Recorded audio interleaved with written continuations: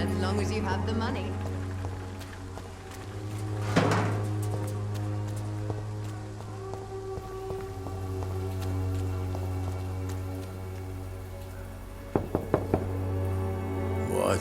What do you want? Leave me alone. Good evening, sir. I'm Dr. Reed. I'm looking for Nurse Dorothy Crane. There is no Dorothy Crane here. Now goodbye. I'm afraid this medical leaflet says the opposite, sir. Really? Well, I'm afraid I'm going to close this door right now. Go bother someone else, Mr. Doctor. To enter that house, I must discover who this man really is. Maybe I could start by observing what he's up to.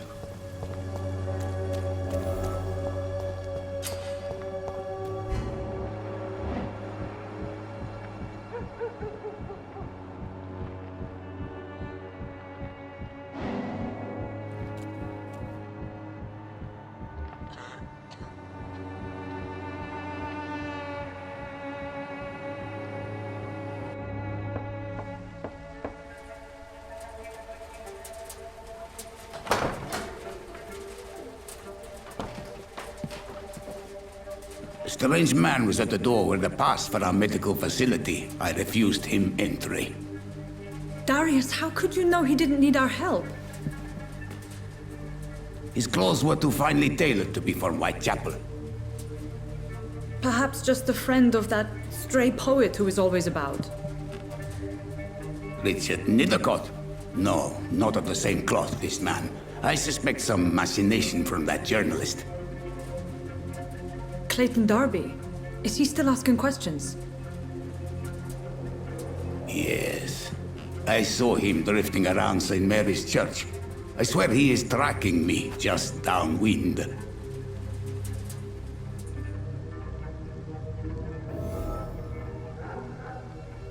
I must talk to that journalist or the poet. They must know about Darius. Nearby the church they just mentioned.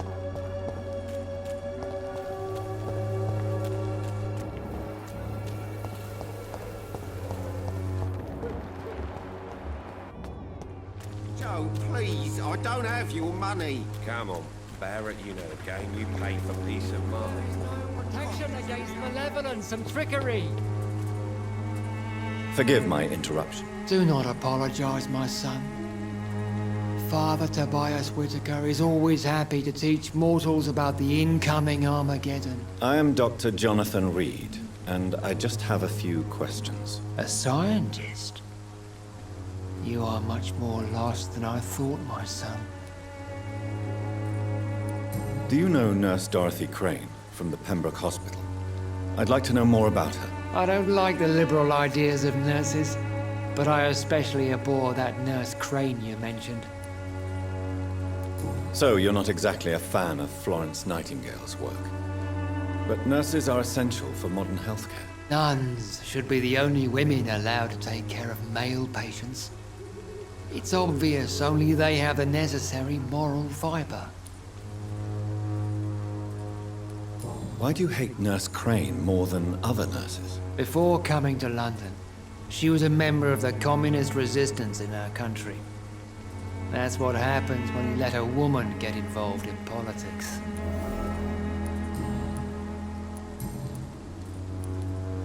Have you any friends? Any family left in these terrible times? No. But I have a disciple I see as my son. He is so devoted. I sent him to preach the good word in the heart of this corrupted city.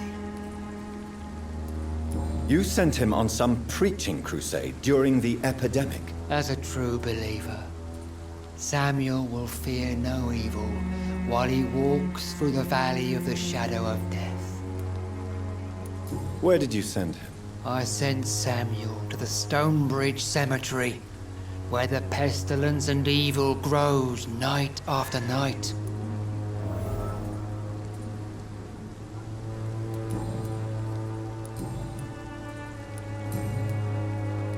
What do you mean when you say that I am more lost than you thought? All scientists are entangled in a world of causes and consequences, and most of them can't see the plain truth. Quite a judgmental opinion, if you ask me. But what do I know? blinded by science as I am. But you are seeking answers, aren't you? Answers about the Armageddon about to strike the city. Answers about the hidden truth. I am. But the answers I seek are based on facts, not superstition. What do you mean when you say that I am more lost than you thought? All scientists are entangled in a world of causes and consequences. And most of them can't see the plain truth. Quite a judgmental opinion, if you ask me. But what do I know? Blinded by science as I am. But you are seeking answers, aren't you? Answers about the Armageddon about to strike the city. Answers about the hidden truth. Well, I suppose I can spare a few minutes listening to your so-called truth. As a doctor, you must be aware of the decimating epidemic. But let me tell you that this so-called Spanish flu is just the beginning of the end. What do you mean? The beast is finally revealing itself, corrupting the flesh and the heart of men. With my own eyes I have seen them, those minions from the abyss. Really? And what would be your answer to this biblical threat? We must fight the disease before this legion outnumbers us. But not with scalpels and microscopes. No. What is left then? Cleansing fire.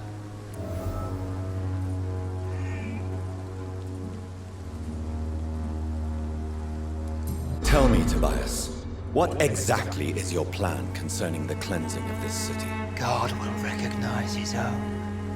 More than once this city has risen from the ashes, hardened and purified by the flames. Fire is just the instinctive answer of a caveman facing something he does not understand. This is the 20th century. Your lack of faith is predictable. But my task is to convince rational minds like yours to see the light. This is God's will. You're mad and dangerous. You're nothing but a soulless butcher. A small-time Torquemada. The Savonarola of Whitechapel. My son, if you think salvation is a free gift, go listen to the lies of that pompous fool, Joseph. Joseph, a fool? Vicar Larrabee of St. Mary's Church. While he continues preaching his fraudulent redemption, more and more people die in the streets. What do you mean when you say that I am more lost than you thought? All scientists are entangled in a world of causes and consequences. And most of them can't see the plain truth. Quite a judgmental opinion, if you ask me. But what do I know? Blinded by science as I am. But you are seeking answers, aren't you? Answers about the Armageddon about to strike the city. Answers about the hidden truth. Well, I suppose I can spare a few minutes listening to your so-called truth. As a doctor, you must be aware of the decimating epidemic. But let me tell you that this so-called Spanish flu is just the beginning of the end. What do you mean? The beast is finally revealing itself, corrupting the flesh and the heart of men. With my own eyes I have seen them, those minions from the abyss. I have heard enough. Goodbye.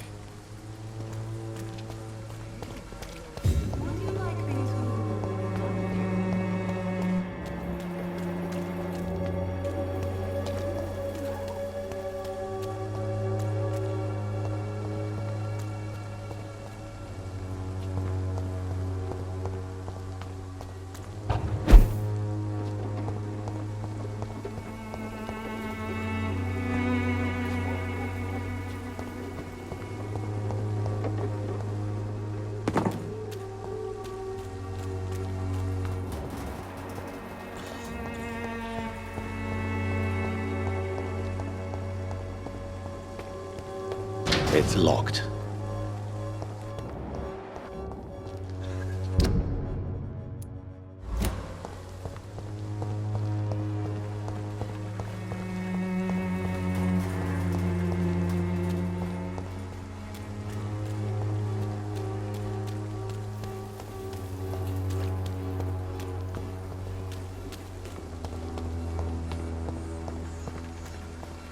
The walls of your home will not protect you, for there is no protection against malevolence and trickery. Excuse me, sir. Are you familiar with this part of town? Name's Clayton Darby, reporter. Sorry, I'm new to Whitechapel. But perhaps you could help me since you're a journalist. My name is Jonathan Reed. Dr. Reed, the famous surgeon. I'll gladly help if I'm able, sir. I heard you're investigating an underground medical dispensary in Whitechapel. What do you know about it? Not much, I'm afraid. They are wary of strangers, and I'm not really an acquaintance of theirs. Why do you care?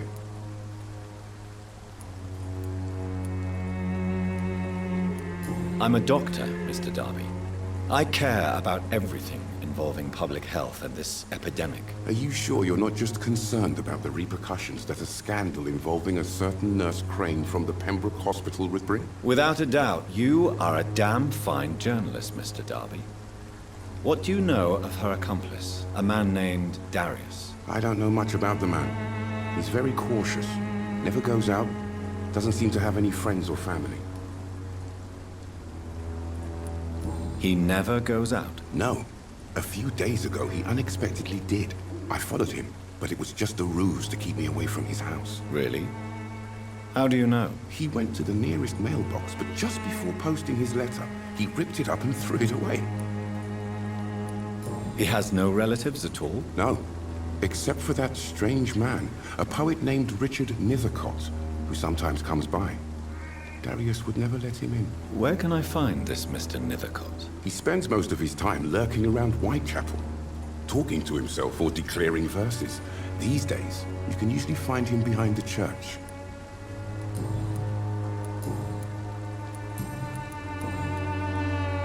Why are the newspapers keeping silent about the Spanish influenza? It's as though none of you care. There's a war going on. People shouldn't be demoralized by news of deadly diseases. It's a disgrace. People are left to die alone. No one is properly informed of the risks. These are bad times indeed. So much for the glorious British Empire. Have you any idea of the danger you face in these streets at night? I've had to run and hide more than once from frenzied mobs incensed by the fever. Do you think the flu is really responsible for this, Doctor? I'm convinced there is more at work here than a simple epidemic. Really? To be honest, I could say the same. Some of the sick I saw or heard of. My God, what happened to them? What is a journalist doing in this borough after sunset? He goes where none of his colleagues would dare to go, to inform the country. That's quite honorable of you. But is the public interested? Not at all, sir. And that's why I'm an independent journalist, hoping to sell some stories. So you risk your life to reveal the truth. I saw many reporters do the same during the war. Whitechapel is the crucible of so many untold stories and tragedies. I want people to know them.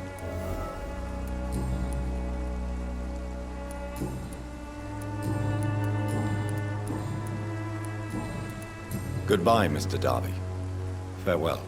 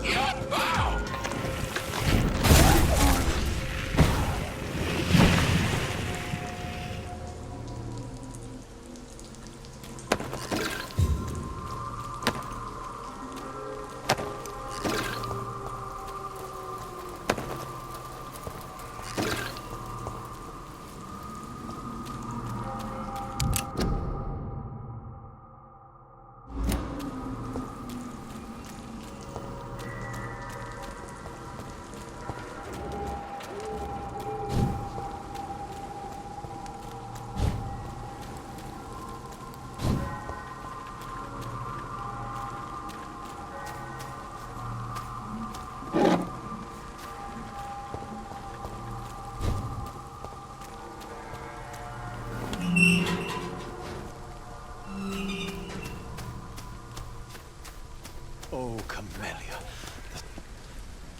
Good evening, sir. I'm Dr. Reed. I would like to ask you a few questions. Please be my guest. Although I may not be the best informant regarding this part of town, my words speak about that which the eyes cannot see. Really? Are you an artist of some kind? I'm a poet, sir. Richard Nethercott, at your service. May I ask you a few questions about the district? Extraordinary part of town, is it not? I'll be glad to help you, if I can. What can you tell me about an old man called Darius? Darius Petrescu? Yes, I know him. At first, I thought he was only a small publisher. I invited him to publish my work, but his reaction was pretty clear. Not interested in your talent? Darius is an old political activist who takes delight in printing tracts and lampoons. Those communist activities only require mediocre writing skills. I'm looking for Dorothy Crane, a nurse who lives in this vicinity. Dorothy Crane. Oh, I love the name. The Crane of Whitechapel. Sounds very mysterious. But, sorry, no, never heard of her. May I ask what you're doing at this hour of night, sir? Do you live here? Not at all. I'm just enjoying the pleasure of a quiet walk. Though night talks are always preferable, if you ask me. Especially with strangers. But are you not afraid of the epidemic? Oh, why should I? I see some equity in the Spanish flu. No flesh should be saved, say the scriptures. Good or evil, rich or poor, all are equal in the eyes of the flu. If you say so. But as a physician in a time of epidemic, I must caution you to avoid unnecessary exposure, sir. Thank you, Doctor. But we both know the seeker of truth has to go boldly where the weak dare not. Are you aware that your life could be in danger in this part of town? But this is where I must be to feel the real beat of the city. I had to come, see it for myself, alone. I understand your need for solitude, but it's not safe around here. I don't care. I don't have many friends, Doctor, and my family despises me. If some misfortune came upon you, who would be here to help you? Well, you for a start, my dear Doctor.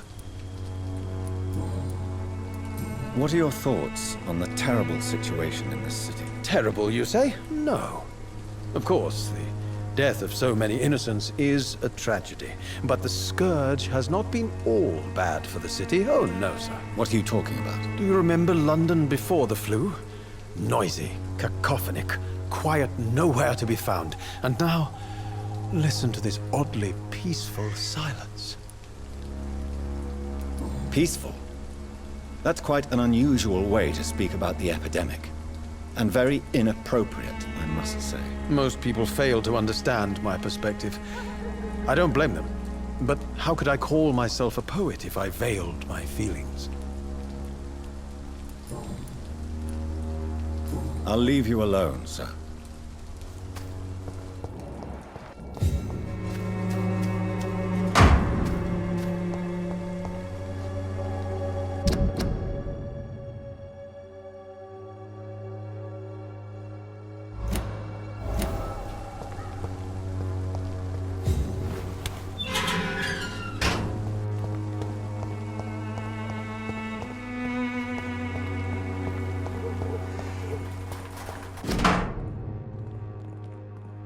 The content of Darius' letter to his children could give me more leverage to enter. Darius is a bit less of a mystery now. It should not be that difficult to incite him to let me in.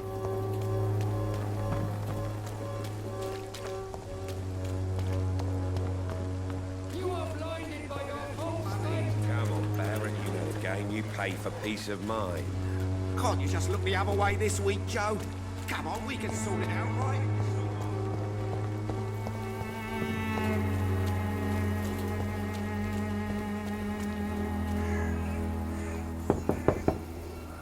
Mr. Petrescu, just 1 minute, please. You again?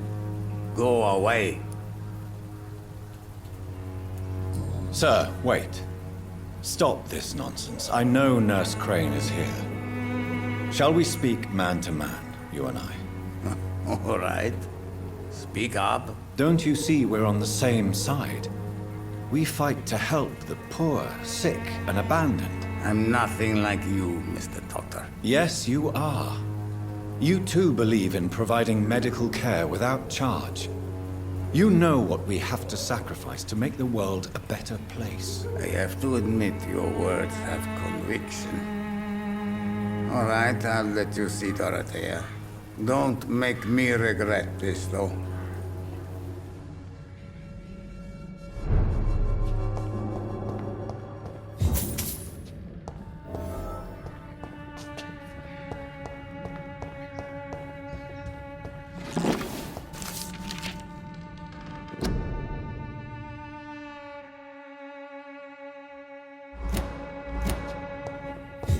It's locked.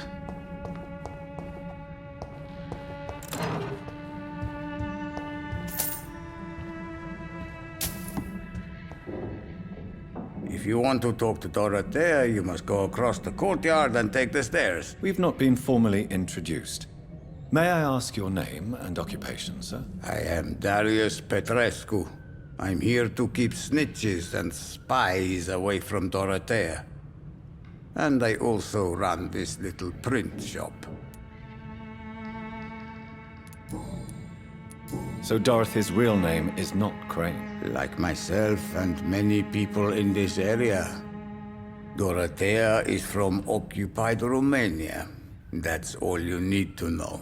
She seems important to the community. More than you can imagine. The West End does not want to hear of Whitechapel's misery. Dorothea is one of the few doing something about it. Did you refuse to publish Richard Nethercott's previous works, Darius? Yes, his manuscript is as pompous as he is starched. Now there's a man who loves the sound of his own voice. You could have told him so. As a great writer recently said, politeness is the most acceptable hypocrisy. How did you meet Nurse Crane, Darius? Why does she trust you? I'm her oldest friend in England. Dorothea and I share many ideas about this country and about the country we left. You mean occupied Romania, don't you? Even if not directly, I fought against your enemies. Really? Then perhaps you have more in common with Dorothea than meets the eye, Dr. Reed. I know you fought for your country when it was occupied, Darius. Tell me more about it. I know my days are numbered, and I know I won't see my homeland again. But I fought for Romania all my life, and I will until my last breath. But Romania escaped the grasp of the Austro-Hungarian Empire. It's a free country again. But it's not the country I fought for. My homeland is not appeased, Doctor. And I still see a dark future ahead for my people. Do you have any family left, Mr. Petrescu? Children or grandchildren? Who knows? I have abandoned my people for so long, they might as well be dead. As dead as I am for them, I suppose. Don't be embarrassed, sir. If you must know, my own father disappeared many years ago, and I forgave him. It's quite awkward to talk about our families like this, but thank you, Dr. Reed. I appreciate your trust. This war won't last forever. Did you ever think of returning to your country now it's free? No. I have taught strength and determination to my sons and daughters. I'm an old, dying man who only has memories of better times to cherish.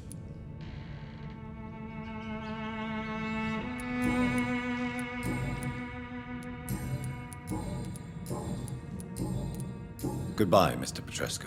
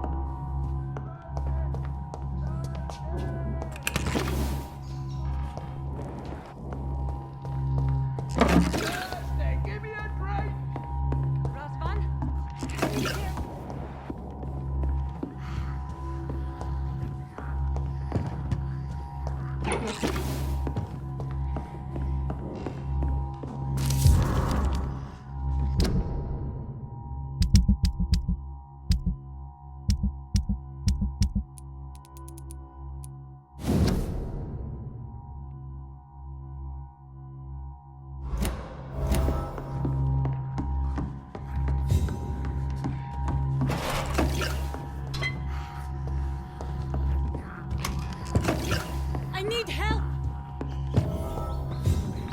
What do we have here, nurse? Patient Razvan Vasily. High fever running on 3 days. Complaints of dizziness, muscle aches, and head pain. Diagnosed with influenza. Treatment? Aspirin and salicin for the fever and discomfort. Liquids for dehydration, but he's having trouble keeping even water down. Thank you, nurse. Anything else I should know? He did lose consciousness this morning, but he's never had convulsions like these. He's not convulsing, he's choking. He's not getting any air. Scalpel! Hand me that scalpel! What can I do, Doctor?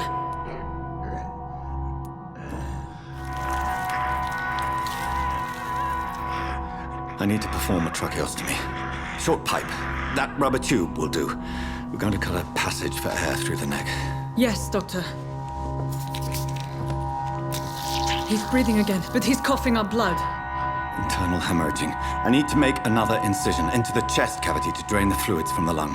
Prepare another tube. A thoracostomy? Doctor, we've nothing to fight the infection. We need an aseptic environment. Don't question me, nurse. I need a drain. Now. Yes, Doctor.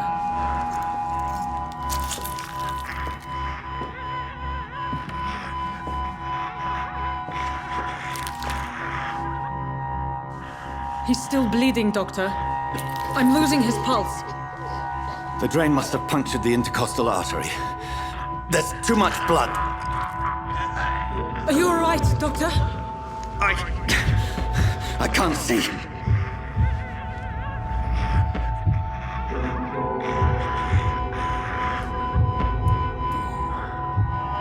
I must first suture the artery. Find the wound. The source of the blood. Needle and thread, Doctor. Good. The stitches are holding. How's he doing? We're losing him. We've lost his pulse. He's dying, Doctor!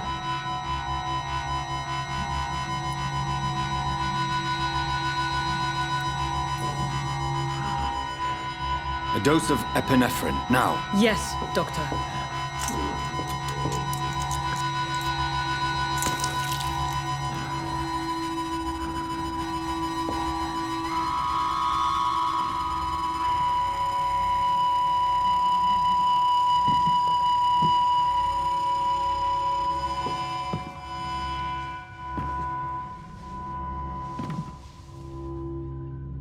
We've lost the pulse. He's gone, Doctor. Nurse, we did everything we could. Yes, I know. You are true to your reputation, Dr. Reed. Dedicated and precise. No one could have done more. This was not an influenza-induced seizure. I've never seen symptoms like these on the continent. Neither have I.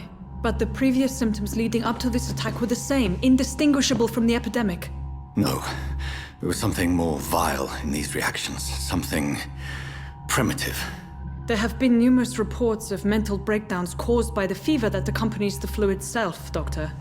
Yes, but... I'd best take some samples of the blood for analysis.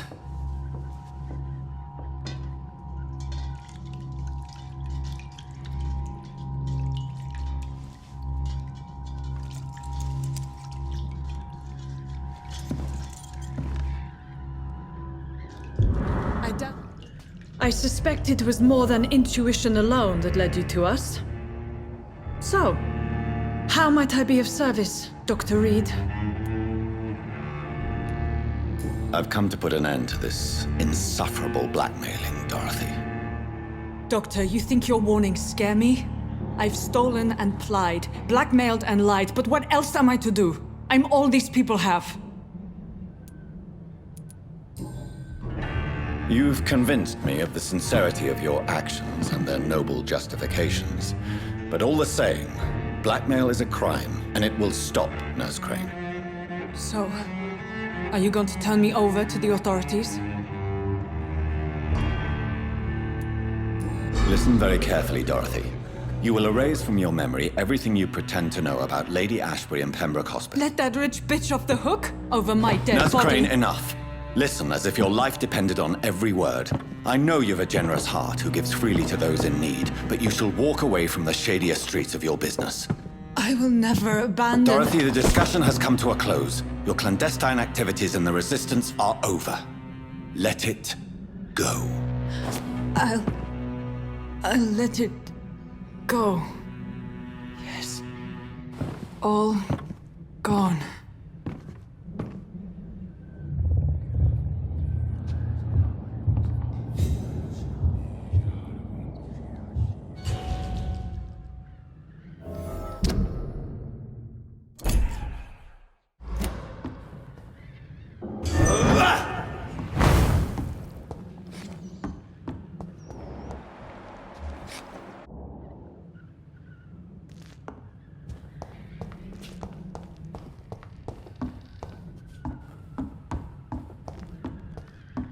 It's locked, all right.